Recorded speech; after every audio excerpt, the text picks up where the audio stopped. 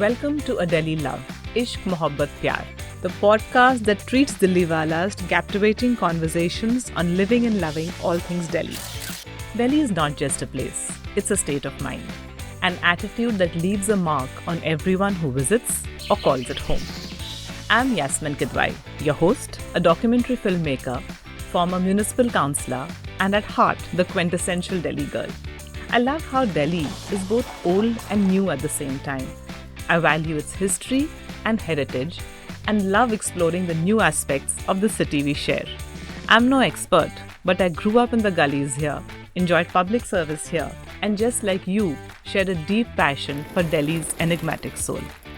Together, let's embrace the delightful contradictions that make Delhi the city it is. After all, around every corner, there must be 1,000 dastans to share in this megacity of a million conversations. Delhi has more cars than all the other metro cities combined. The city is one of the most populous in the country and has a floating population of millions who commute for work from several satellite cities around, including some as far as Meerut. Delhi was not planned to accommodate so many cars, and as the numbers have grown, the walkways that once made Delhi a pedestrian-friendly city have shrunk or largely disappeared. However, even today, millions walk on Delhi's roads and life is fast-paced. The lack of space and the large number of vehicles contribute to accidents and road rage. Add a lack of awareness to this, and you can see why Delhi suffers several road safety-related incidents every single day, some fatal. Before 2016, bystanders would not help victims of road accidents because they were afraid of being falsely included in shoddy medico-legal cases by policemen already stretched by their stressful jobs. Even hospitals refused to help in some cases. Many people lost their lives even when they could have been saved during what is called the golden hour. The person we are meeting today suffered a personal loss when his cousin was left helpless by the roadside after an accident.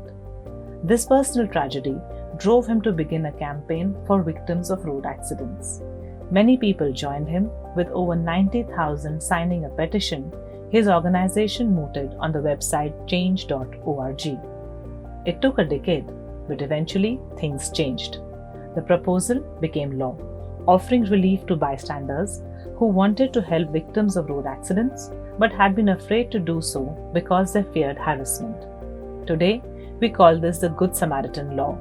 State after state has introduced its own version, and now some even offer rewards to those who help accident victims. The study that was conducted nationally told us that 3 out of 4 people were hesitant to help an injured person on the road. 88% of those 3 out of 4 people were hesitant to help because of fear of police procedures.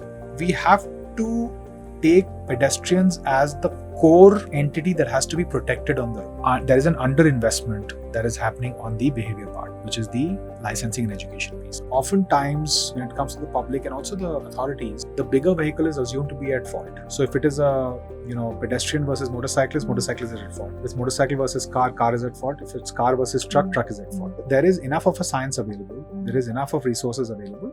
The question is that are we actually putting that to use? So that's the shift in behavior that is required. Welcome, Piyush. Thank you so much. We've been coordinating all day trying to get the podcast filmed with all the busy schedules. But Piyush, road safety, I was very keen to do the podcast because road safety is such an important aspect of it. Touches everyone's lives, and somehow as individuals we don't think the onus of responsibility falls on us, and I really wanted to understand from you and see and how can we make Delhi a safer place, and the work that you have done. And there are so many families and so many of us who've lost family to road accidents. It's sad, it's so common. You yourself were about 26, I think, when you lost a cousin. And there is, when something like that happens, there's a general tendency that you'll blame the system, the government, the driver, the passers-by. How did you react at that point of time? Firstly, thank you so much for having me on the podcast. You're right, road crashes are a very significant public health issue in our country. In 2022, 168,000 people were killed in road crashes. About 3 times more were seriously injured or permanently disabled. I got exposed to the issue back in 2007 when I lost a young family member to a road crash. And my experience really was that of extreme trauma and shock. Uh, Road crashes, as many of us know but don't realize, are one of the most violent forms of death that any human being can suffer at this point of time on the planet. And that violence brings with it a significant amount of trauma. It brings with it a fair amount of shock that you spoke to somebody in the morning, and then later in the afternoon they were snatched away in a very brutal manner. So I went through the same process, and as you rightly said, the natural tendency is to blame the system. But I had the good fortune of having a family that was, that always said that, channelize anger. Don't just get angry at something. Try and do something about it. And I was able to, at that point of time, realize that there were so many gaps in the system that simply blaming the system was not enough. Something had to be done to fill those gaps. And at that point of time, I decided to channelize my anger and my frustration and my trauma to set up Save Life in order to deal with those emotions, but also in an attempt to prevent others from going through that same trauma and same pain that my family and I had gone through. So it was a decision you took right after this accident happened that you would start off Save the Life Foundation. No, not immediately. So I think for me, the incident left a lot of questions. Yeah, that's what So when did the personal quest for answers become the foundation? So the questions really were around that. Firstly, how could we allow a child to die in full public view on our roads? Why did nobody come to save his life? Why did nobody step forward? And those set of questions provided me enough of an impetus to travel across the country to find answers. So I still remember the first city I went to was Hyderabad, where I met trauma surgeons to understand what was going on. That was followed by other cities. So I met with lawyers, police officers, doctors, other victims' families to understand what really was going on in the country. And I discovered primarily three things. I discovered that year in 2007, India had surpassed China to become world number 1 in road crash fatalities. Second thing I learned was that the 50% of those who were killed on the roads died despite having treatable injuries. They could have been saved because if they received care on time. And the third thing I discovered was that the public inaction that was often seen, and in this case also was very clear, was not because of apathy. It was a very profound fear of getting entangled in a legal or procedural hassle that could last for decades is what created the impediment for people to come forward to help. So when I was able to understand the problem statement, that this is what the challenge was, it became clearer to me that the solution had to be institutional and not individual. And that is how the idea of setting up the institution came, that you needed to create enough of a momentum and resources and people and systems to be able to attack the problem. And that's how we started off 9 months after Shivan's death. On 29th of February 2008, I set up the Save Life Foundation, starting with Delhi. And then today we work across the country. And I believe when you had done this survey, there were 90% of people had said that they were, scared to help because, of the fear of the police, and the police and hospitals were also at that point of time unwilling to help. So what were the next steps? How did you decide to use the change.org petition, the platform? It was also that time that platform was kind of coming up in India. How did you decide to take this as the next step? So, the study that was conducted nationally told us that 3 out of 4 people were hesitant to help an injured person on the road. And 88% of those 3 out of 4 people were hesitant to help because of fear of police procedures. And then there was another subset that was afraid of being detained at hospitals, being made to force to make payments. And then there was another much smaller subset, I think about 20%, who were just afraid of blood and gore and did not want to approach the victim because of that. I think because of their own, the impact it would have on them, which is fair. We started by, understanding what could overcome that fear. And the answer very quickly came that, a good Samaritan law could protect people from any kind of legal and procedural hassles if they come forward to help an injured person on the road. Naturally, I met with many policymakers, got a lot of sympathy, got a lot of assurances, but unfortunately no action. So in 2012, I decided to move the Supreme Court, Honorable Supreme Court of India, and I petitioned the Supreme Court stating that this was, a fundamental right to life, and there were certain procedures that were coming in the way of preserving that right. And Supreme Court took cognizance of the issue, immediately issued notices to the Government of India, and that is how the process started of discussion, consultation, negotiation with multiple ministries and agencies on how this could be made to happen. Of course, there was a fair amount of opposition because the idea that we were proposing would fundamentally take away certain powers from police agencies. Power to detain, power to question anyone. So there was a fair amount of opposition. There was also a sense that, CRPC allows these things. So how can you take them away suddenly? Our point was, which Supreme Court finally recognized as well, was that preservation of life is paramount, and nothing should come in the way. No procedure should come in the way to preserving that life. That's how the conversation started. In that process, we did online petitions also to demonstrate to the policymakers that this was a larger public ask. We also had multiple consultations with experts, with policymakers. We had on 8th of August 2015, I used for the first time the power of social media. So I urged for families who had suffered because of this issue to meet us at India Gate for a candlelight observation, and expecting that about 100-200 people will turn up. And to my surprise and shock, despite about 97-98 confirmations on Facebook that we got, nearly 3,000 people turned up.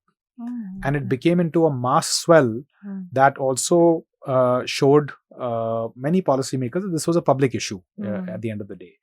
And so that's the process that fundamentally was followed. So there was a private member's bill which was also introduced around this time, but it didn't unfortunately pass. That is correct. So there was a private member bill that was introduced by Kiran Kher, I think, and Dr. Shashi Tharoor, spoke in the parliament about this. Many parliamentarians came forward to help.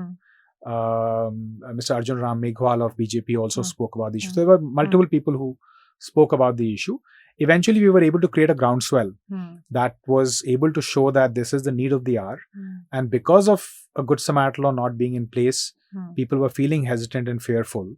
And eventually, on 30th of March 2016, the Honorable Supreme Court passed its order making it mandatory, giving force of law to the Good Samaritan law across the country, and in effect protecting people like us who want to come forward to help an injured person, but in some circumstances may not be able to because of fear of harassment. Did you, was there an immediate impact or difference which would be seen? Because for this to be successful, frankly, it really has to percolate down to this particular law, to the last individual. Absolutely. People have to know that they are safe to help.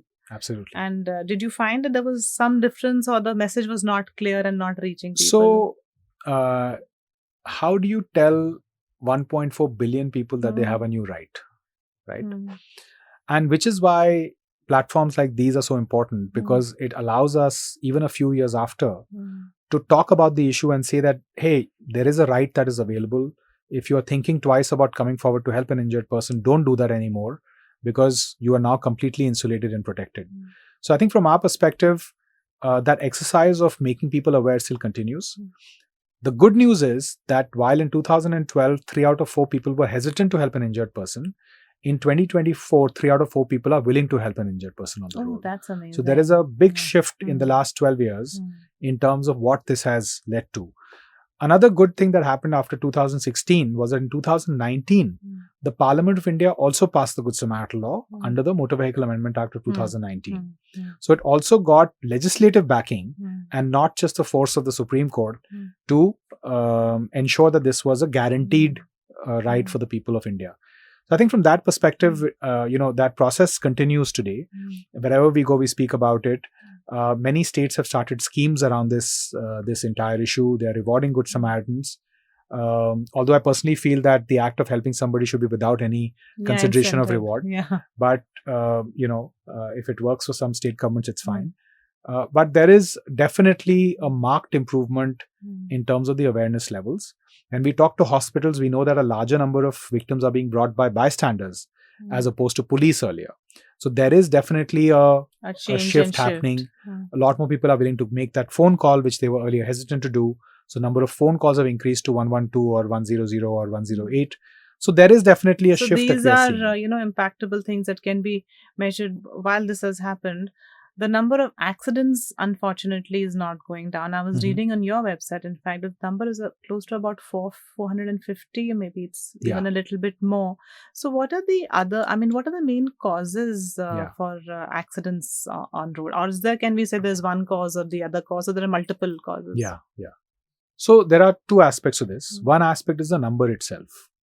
Traditionally, what was happening was that up until 2015, 2016, the source of data through which you were getting to know how many crashes are happening was the FIRs. So, State Crime Records Bureau would submit FIRs to the National Crime Records Bureau or to Ministry of Road Transport and Highways, and would then, that would then be analyzed to say, okay, there are these number of crashes that are happening.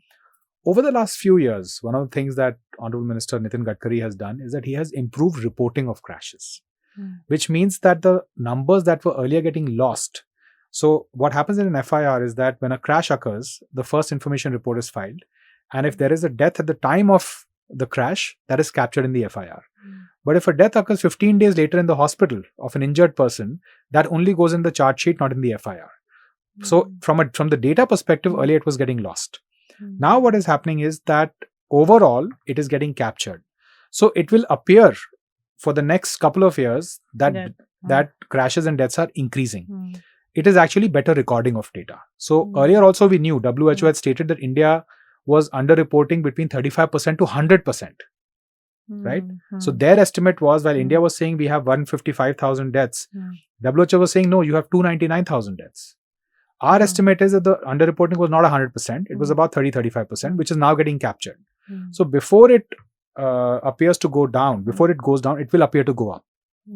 So that's one. The second thing is that why are crashes happening? We have to break it into two parts. Why is a crash happening? And why is a death or an injury in a crash happening? Crashes happen because of 3 or 4 reasons. It could be because of poor road condition. It could be because of very bad driver behavior or driver behavior related issues like fatigue, sleep and all of that, drinking and driving. It could also happen because of vehicular issues, tire bursts, brake failures, all sorts of issues that happen. So when you study a crash scientifically, assuming that it can't just be driver error, there could be other issues involved, you start capturing those issues also, which were earlier getting missed out. So in many cases, a sharp curvature that doesn't have bright signages at night could lead to a crash because the person driving has missed the sharp curvature and has either gone off the road or gone and interacted with some sort of an object or a parked vehicle. So first is, why would a crash happen? Second thing is, why would an injury happen? Injuries typically happen because of what follows the crash. Injury might happen because of human factors like not wearing a helmet or a seatbelt. It could happen because of infrastructure factors where you have an exposed bridge pillar or an exposed drainage wall on the highway, which has now, after the interaction, passed the entire kinetic energy through the vehicle, causing severe injuries to the occupants. It could also happen because of, vehicular aspects.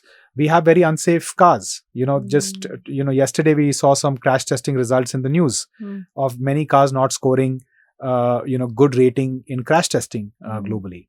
So we know that the cars are not safe either. So that leads to intrusion of the compartment when the crash happens. So there are many reasons why injuries happen. What we focus on Save Life is both. We have to prevent crashes, but we also have to prevent injuries. We prioritize injuries and fatalities first because those are low-hanging fruits. By fixing engineering, by addressing car safety issues, you can address that.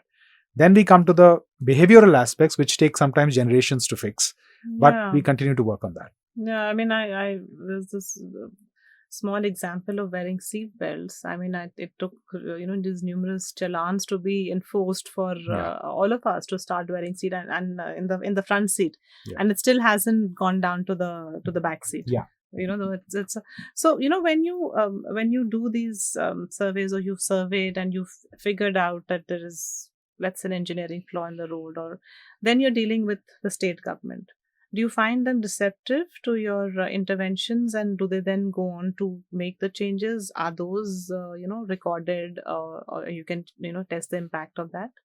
So we began by working with the central government, with the National Highway Authorities and the Ministry of Road Transport and Highways. And, in many ways, we got very lucky with Mr. Gadkari being a champion of the issue. He has experienced the issue himself. He understands what the problem looks like. He's very empathetic towards the issue. And so we found a fair amount of action happening because there was massive political will to address those issues. So on many highways, when we audited them and we studied them, we discovered hundreds of issues. And we saw that those issues were then getting resolved as a result of that. When you were able to demonstrate that, it also built, in many cases, a lot of interest and ownership in state governments to say, okay, we have expressways, we have state highways, we have ODRs, MDRs that we want to fix. So what is it that we can do? So at this point of time, Save Life is expanding its zero fatality solutions. We have a program called Zero Fatality Solutions, under which we adopt the deadliest highways and the deadliest districts in the country. And as on date, we are scaling that effort to 100 highways and 100 districts across the country to demonstrate that it is now possible to save lives at scale. The program has so far demonstrated about 40% drop in deaths on average across multiple roads in the country. Is this what is the zero fatality corridor also that you're working on? So zero fatality corridor is one of the two solutions. There's zero fatality corridor and zero fatality districts. Okay. So in districts, for example, Assam, in Kamrup district, which is where Guwahati is, we have now seen a 21% drop in deaths since we started the program last year. So even though the crashes have gone up, deaths have come down because injuries have been prevented. Serious injuries have been prevented. And this is due to what was the cause? A large number of road engineering issues have been fixed. A significant amount of police enforcement is happening. So a lot of preventive measure is happening. In trauma care, we have been able to intervene and say that, okay, an injured person should get immediate care, life-saving care. So a lot of mapping has happened, optimization has happened around that. So the program is all-encompassing. It doesn't just focus on one issue, but focuses on a 360-degree approach, applied cohesively in a concerted fashion on a high fatality highway or a high fatality district. You have done some great work on the Dwarka Expressway, which was a few years back. And then I think you've also worked on the Pune Expressway, which you've mentioned to me in the past. Yeah, so we worked on the Mumbai-Pune Expressway, which has now seen a 58% drop in deaths overall. Okay, that's amazing. We worked on the Yamuna Expressway, that's seen about 40% drop in deaths. We've also worked on the Agra-Etawah Chakeri Highway, which has now seen on an average about 21% drop in fatalities. So we're now working on, as I said, we are now scaling the effort to 100 highways, but today we are actively present on 22 of the country's deadliest roads and about 17 of the deadliest districts. And both we are taking to 100 each over this year. How much effort did it take to kind of move the attention away that it is always the driver's fault to other issues? Because that's where, why they would also not help, because there's so much public anger and outburst which happens that, those things still remain to be taken care of. So that would, I think, take a lot of awareness drives. It has been a huge lift. I think the challenge has been that many authorities are quick to blame the driver. And people also. And oftentimes when it comes to the public and also the authorities, the bigger vehicle is assumed to be at fault. So if it is a pedestrian versus motorcyclist, motorcyclist is at fault. If it's motorcycle versus car, car is at fault. If it's car versus truck, truck is at fault. And the reason behind that is that it is never scientifically studied in terms of what happened, what the physics involved were, right? If you get the physics right, you can determine who was at fault and what actually happened in the crash. In fact, in some cases, we have seen that if a motorcyclist goes into a pothole, falls, run over by a truck, case is filed against the truck, right? Although the case should be filed against the road authorities who allowed that pothole to be there. So there are a lot of issues around that. I think from our perspective, getting political will, getting the authorities to start implementing some of the recommendations, the proofs of concept that have been created the lives that have been saved have built a lot of confidence in these authorities that earlier thought that only behavior change of drivers can lead to reduction in deaths, are now saying that no, we can actually drive behavior through design. If you design properly, if you account for certain kinds of errors, you can actually move driver behavior accordingly, right? So if you provide on an intersection speed calming or lane dieting, you are able to automatically slow down the traffic before it arrives at the intersection. So I think people are, because the proofs of concept have worked, there's a lot of confidence now that these things can change. Police also, instead of blaming the drivers, are now saying, yes, drivers are at fault, but let's do better enforcement so that there is a presence that is visible, right? And so a lot of electronic enforcement is coming up, cameras are being put up. So there is a shift happening. And like I said, that we will see a reduction over the next 3 years. But before that, we'll see a slight increase because the recording is improving. But when while working in any of these areas, you have to deal with multiple agencies. It's not just the central government. There is also the highway 7 to central 12 departments minimum I would understand the local authorities, the local government, the police, which are all different departments. So how difficult is it to get everybody on the same page? It used must to be quite challenging. Used to be very difficult. But now what happens is that when we enter a district or a highway, before we start work, our precondition, and we do this free of charge for the government, we do it, we don't charge anything. It's a free sort of a kind of a knowledge service and coordination that we do. Our precondition is that a steering mechanism will be put in place by the state government, where all concerned agencies will have a representation at a senior level. So not just chai samosa meetings can happen, but actually monies can be allocated, decisions can be taken, optimization can happen. So that level. So it's a senior level representation. So joint managing directors, SSPs, IGs, in some cases we have ADGPs participating, transport commissioners are participating. So that's a precondition that we are coming with a very tactical approach.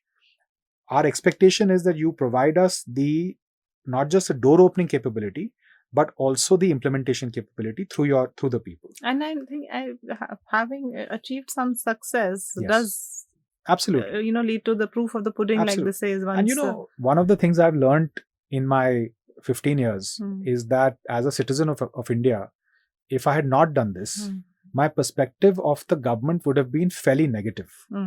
But now I can tell you that for every officer I've met who has not believed in what we do, I have met 5 who believe in what we do.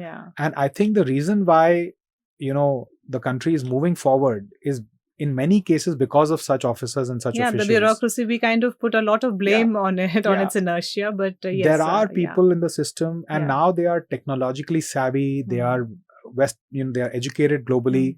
So they're coming with a lot of interesting perspective also. And they're open to ideas. They understand that it's not a know-all approach that will work. So we enjoy a lot.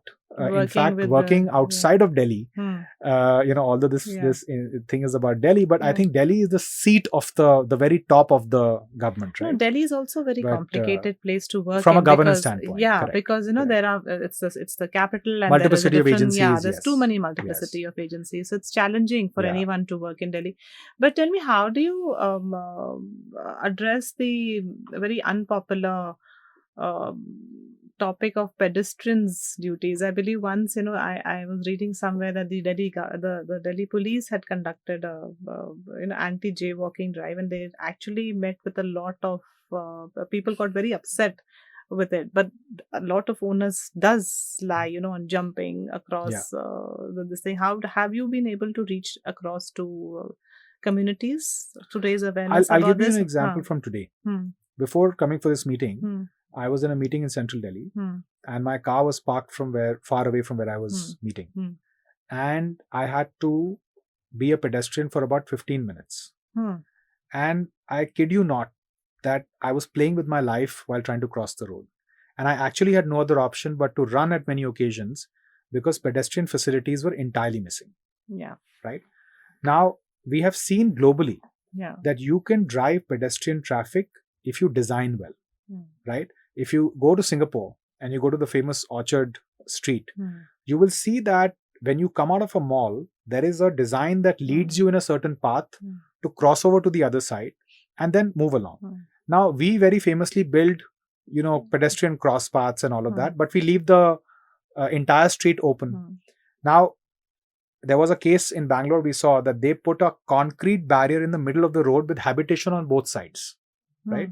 There were elderly ladies who were climbing on that 6 feet barrier and crossing, jumping over, many cases getting injured and hit because they had no other option, right?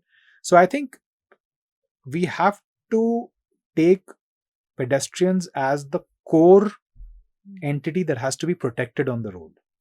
And if we design based on that, we will create a longer path for the vehicle and a shorter path for the pedestrian, as opposed to creating a longer path for the pedestrian right now and an easier path for a motorized, mechanized vehicle. But can that happen in a place, for example, 100%. Delhi? Because now, how would you go about... We've done it on 18 locations in Delhi.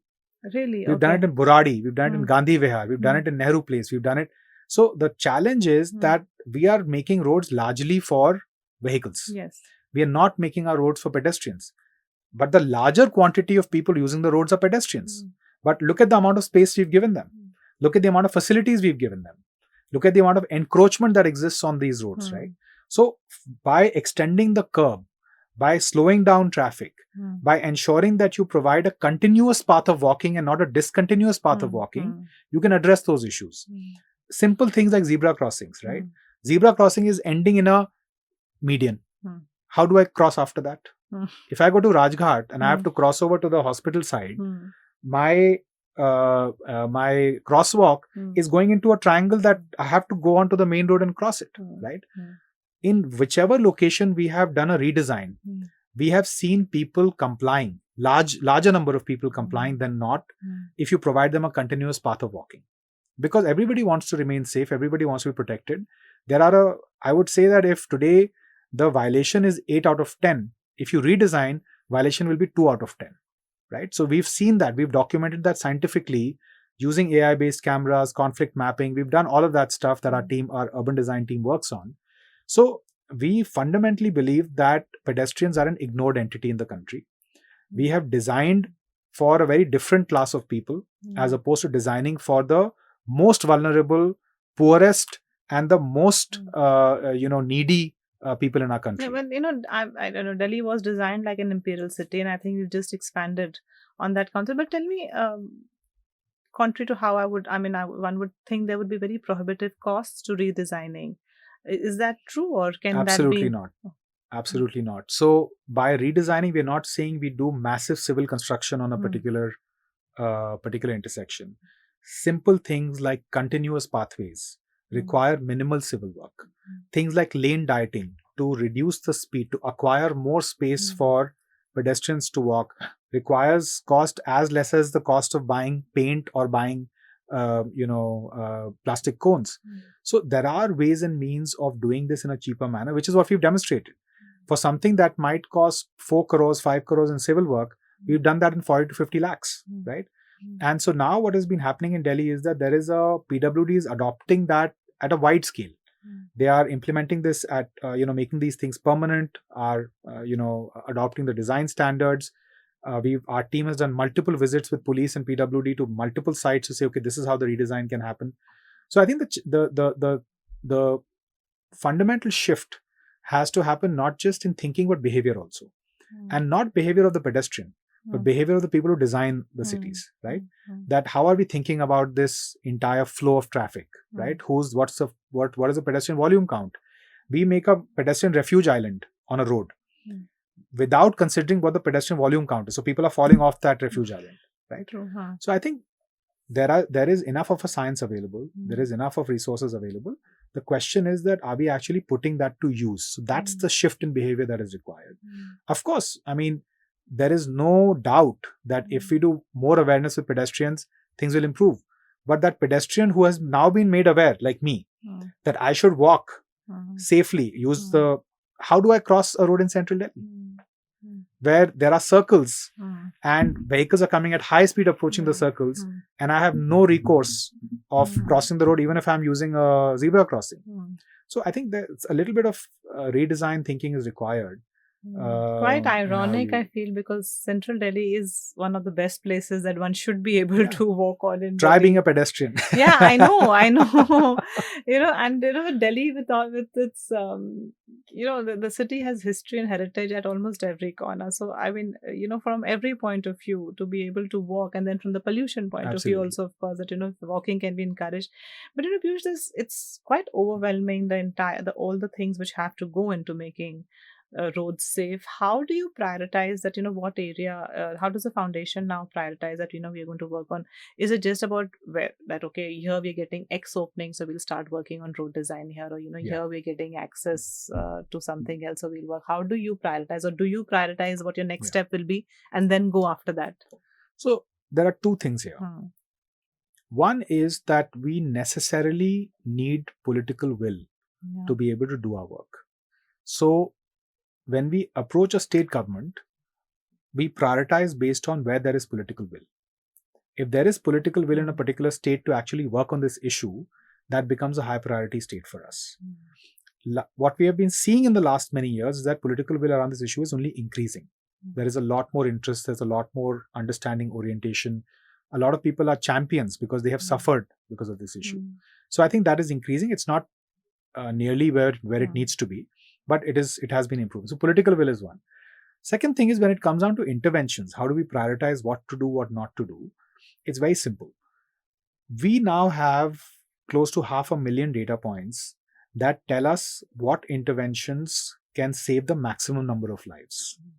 And we also correlate that to ease of implementation and how quickly it can be put to use.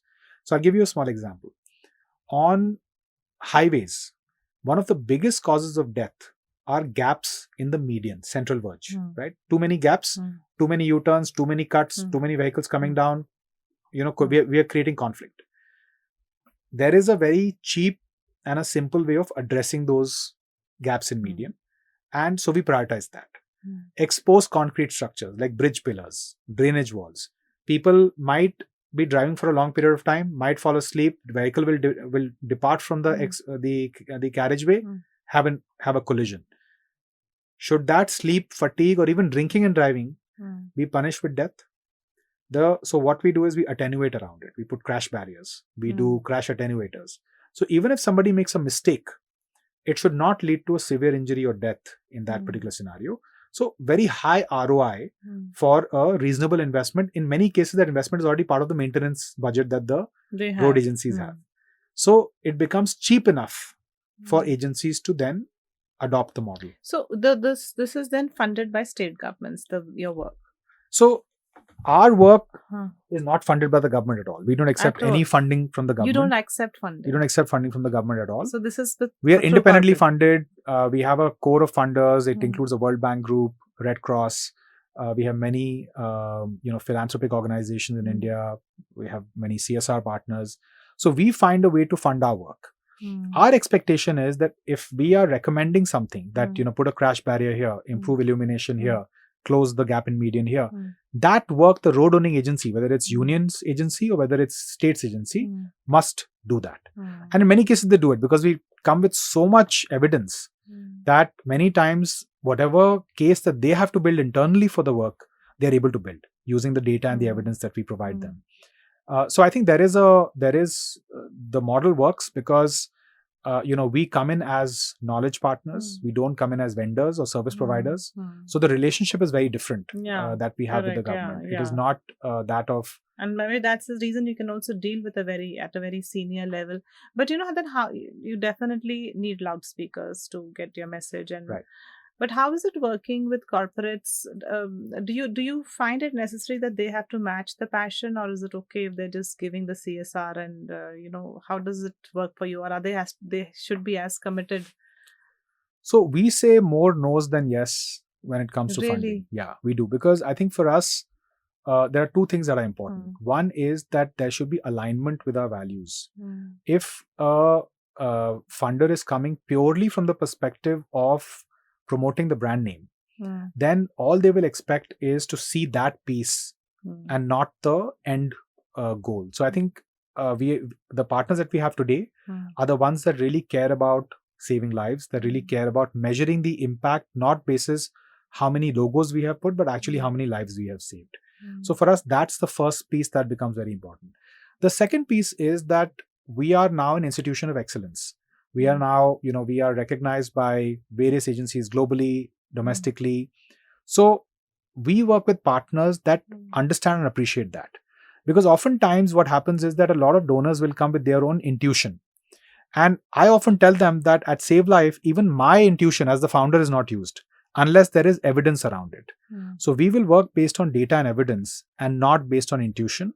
So while we appreciate the input, you need to allow us enough flexibility to operate so we can use the opportunity of your CSR contribution to firstly collect enough evidence and then understand from that evidence what is required to be done, do a part of it ourselves, and then get the government to do the rest of it, which is what they are required to do in any case. You've been talking of there is a 5-point I plan that you have been talking of, which is about implementation, identification, improvement. What is this exactly? So we have a simple methodology that we follow, which is, like I said, is entirely sort of evidence driven. We begin, of course, by creating a convergence mechanism that brings people together. We then, of course, do a fair amount of investigation. We look at data very closely to get a sense of that. We then put boots on the ground, and then we implement, and then we measure the impact and so on and so forth. So that's the model that we fundamentally follow. And this is how I've explained it in the past, but I think some journalists have tried to make it into a nice, easily marketable thing. But from our perspective, it's a 4 E's model. It's engineering, enforcement, emergency care, and education. There is a 5th E that we call, which is enactment, which is where we assist the governments in enactment of more progressive policies around this particular issue. But fundamentally, the interventions are around engineering, enforcement, emergency care, and education. And the enactment and evidence part are the ones that fundamentally create the framework that is required to execute these 4 E's. So, what is today, even today, let me say, after all the work that your foundation is doing, and there has been awareness and there has been implementation, what are the most pressing road safety issues you feel that India faces today? The number one issue, in my view, is that we have to reform our drivers' licensing and training system. We have to reform it. If we really have to move forward, we have to reform that part, because, of course, driver behavior is one of the 3 elements. And while a lot of work is happening on the engineering part and the enforcement part through laws and through better technologies, there is an underinvestment that is happening on the behavior part, which is the licensing and education piece. India has proven that you can fix it. We went from an RPO system to a Passport Seva Kendra system, right?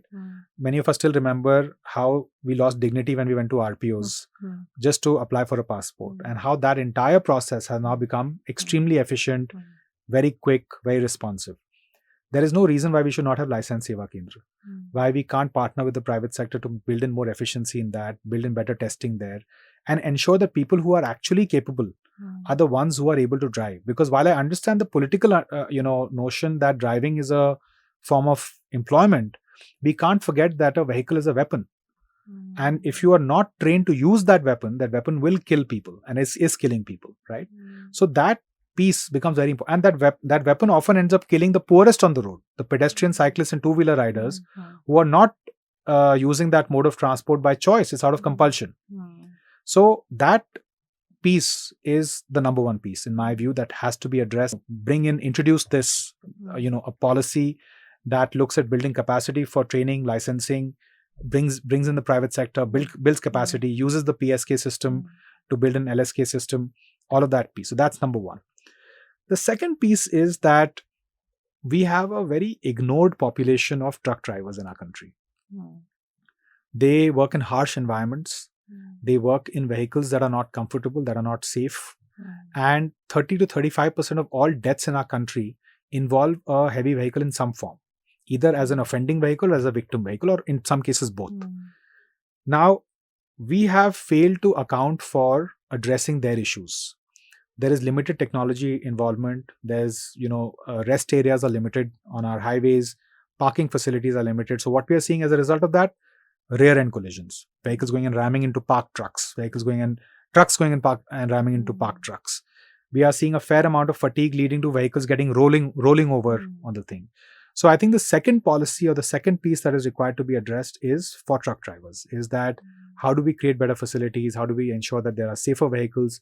How do we bring in technology? Fatigue detection systems, lane departure systems, advanced driving assist systems. All of these are cheap technologies, fog management systems. So you have systems that are already available but need to be introduced and need to be made mandatory, because again, cost is limited when you do it at scale. So there is no reason why we should not be doing more progressive work around. And the third piece and the final piece is, from our perspective, is the trauma care piece. Trauma care needs to be a fundamental right in this country, regardless of insurance status, regardless of economic status. And the reason behind that is that trauma care fundamentally preserves our right to life. And the person who requires trauma care is on the brink of losing that life, is on the brink of losing that right to life, right? So the trauma care forms a bridge between that. And trauma care today is massively fractured. The only thing that we think about trauma care is ambulances. But nobody thinks about what happens before and after the ambulance.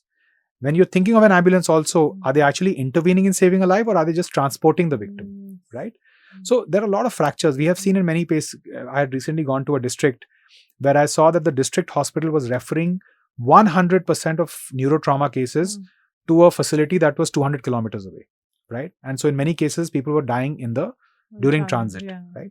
So a lot of work has to be done on trauma care. We do believe that 50% of lives can be saved if they got trauma care on time, if they get life-saving care on time. And in 2024, there should be no reason why we don't have these structures in place. So tell me, do you work with volunteers? Can people come and work with Save a Life Foundation in some capacity, whether in helping to create awareness or in your surveys, or is there any way they can get involved? So typically, it's been very difficult for us to involve volunteers. I'll be very honest here. It's very easy to say, yes, please contact us.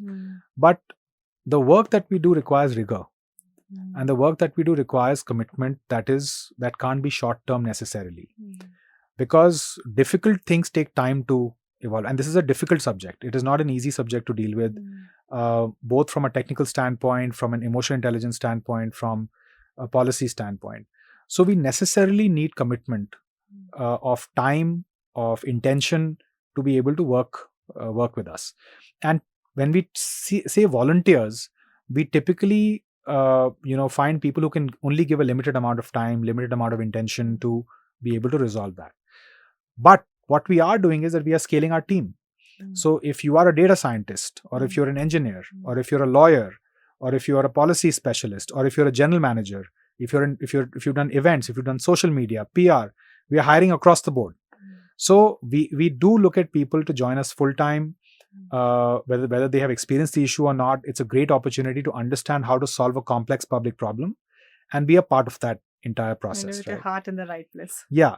So I think that is very important for us. So for us, finding talent to work with us full time is very, very crucial. And if there are people, your listeners who are listening to this, who are very interested, savelifefoundation.org is the place to go, or contact us on LinkedIn, and we'll be very happy to evaluate and take that forward. But Piyush, before we wind up, this started as a very emotional issue for you, and it's become your life's work.